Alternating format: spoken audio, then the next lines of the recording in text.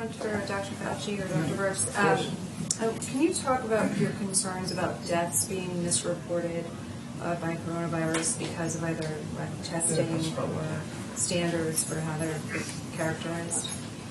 So I think in this country, we've taken a very liberal approach to mortality. And I think the reporting here has been pretty straightforward over the last 5 to 6 weeks.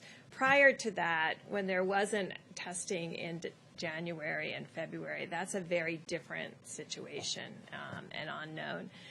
There are other countries that if you had a pre-existing condition, and let's say the virus caused you to go to the ICU and then have a heart or kidney problem, some countries are recording that as a heart issue or a kidney issue and not a COVID-19 death.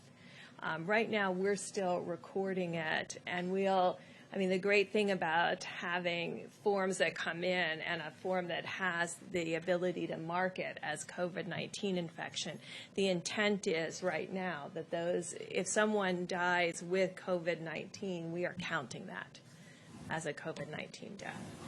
Can you be sure? I mean, you hear from coroners that that's not necessarily the case. Are you sure? How can you be confident about that? And is there any concern that it skews the data that you're trying to collect in terms of projections and things like that? Well, I think that would apply more to rural areas that may not have the same level of testing, but I am pretty confident in New York City and New Jersey and places that have these large outbreaks and COVID-only hospitals. I can tell you they are testing.